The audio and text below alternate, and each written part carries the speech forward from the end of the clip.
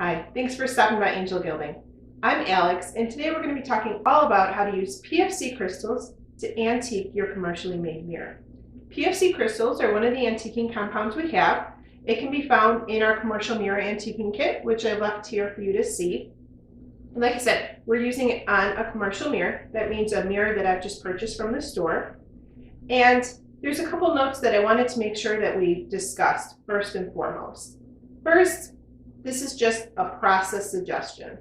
Antiquing is an art form. The way that you do it, the amount that you use, the time, all of these are different factors that are going to give you a different end result. So just keep that in mind. This is just the process. Also, we're going to be using a commercially made silvered and copper backed mirror. So as you can see, this is a silver mirror and it's got a copper backing to it. Now, oftentimes, mirrors that are silver and commercially made have a copper backing as a protective layer. Now, if you have a mirror that was very inexpensive, maybe it says it was made in Asia, it is possible that you don't in fact have a silver mirror, but you have an aluminum mirror. And for a bit more information about how to tell the difference between those, be sure to check out our website. But for today, we're going to be using this copper-backed silver mirror. And another important point, no matter what process you're doing, it's really a good idea to take notes. I can't tell you how many times I found that I got a beautiful result, but then I couldn't remember just what I did to recreate it. So you want to make sure that you take notes so that you can reproduce the look that you like. So let's go ahead and get started. As I mentioned, this has a copper backing. Now, I have the option to either leave that copper backing completely intact and proceed on to my antiquing, or I could remove the copper backing with my copper remover. The antiquing effect on the front of the mirror is different, so for today I figured I would just split it in half so that you could see that difference. Now, copper remover, as it's called, works on removing just the copper. It's not going to have an effect on the silver beneath it. I'm just squirting a little bit here into a disposable cup, and you want to make sure that whatever you're using to wipe it is very soft. So I've just got a cotton ball here, dip it in there. Like I said, I'm just going to be removing half of the backing here. Okay.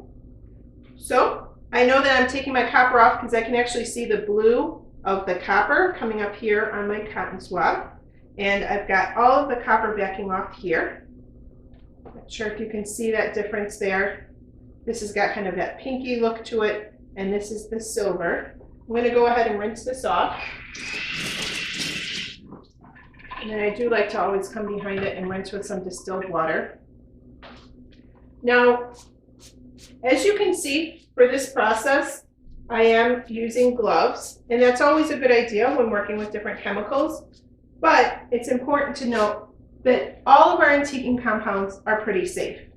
Some people recommend using muriatic acid to antique a mirror, and although you can get a beautiful result from that, it's much more caustic and more dangerous to use.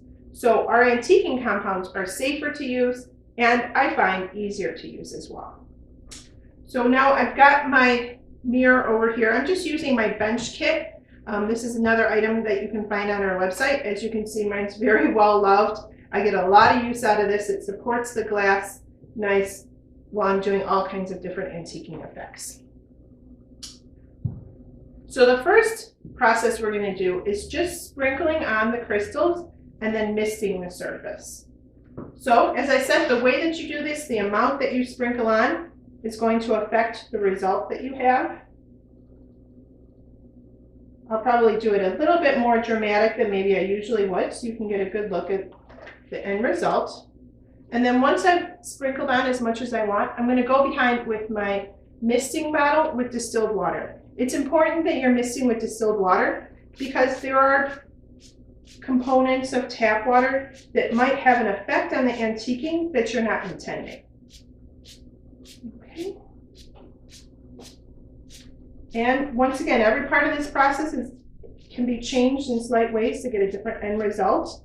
If I were to continue and make it even more wet, then my result would vary. But I'm pretty good with that. Now I just want to let that sit. I'm going to let that sit for about 5 minutes. Okay, so it's been about 5 minutes. I'm going to go ahead and rinse off those crystals. Once again, using distilled water. You want to make sure that you rinse it really well. You don't want to have any of the residual crystals left on the glass because they'll just continue to antique the surface. Okay. Now, the way that it looks on the back of the mirror is not ever going to be the same as the way it looks on the front. So you always want to check the front to see how it works for the design that you're looking for. As we can see, those PFC crystals did a great job antiquing my mirror here. I can see quite a difference between the two sides. This side here on the right was the one that had the copper removed. So I can see that those PFC crystals working directly on the silver is a more dramatic effect, versus over here that still maintain the copper backing has a bit more of a gentle mottled effect. So some varieties you have just within this technique. Now let's go ahead and use PFC crystals dissolved, which is another way to create an antique mirror with PFC crystals. So I've got, once again, this is a mirror that I've got backed with copper.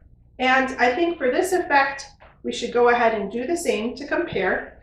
I'm going to take a little bit more of my copper remover and take off just half of it. And as I mentioned, we're going to be working with PFC crystals dissolved in some distilled water. Now, I recommend that you try it with 2 grams, which is 2 scoops. We've got these measuring spoons. They're included in the commercial mirror antiquing kit, but of course all of those items are also available individually.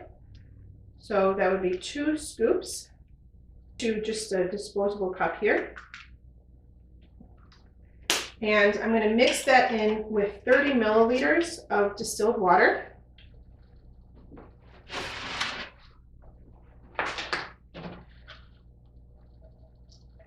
These ratios are something that you could play around with a little bit if you'd like to. You just want to make sure, once again, that you take notes so that you can reproduce that effect for yourself again later.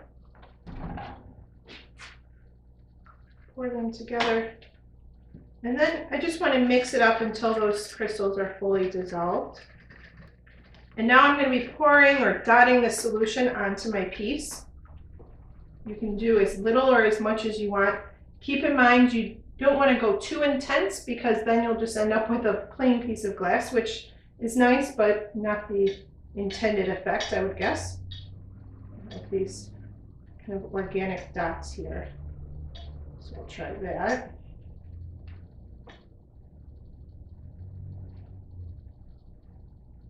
Now this effect does work a little bit slower than the other one, with this being diluted. I'm going to go ahead and leave it on the surface for 15, maybe 20 minutes so we can really see the effect we get here. Okay, so it has been just about 20 minutes now. I'm going to go ahead and rinse off all of the dissolved PFC crystal.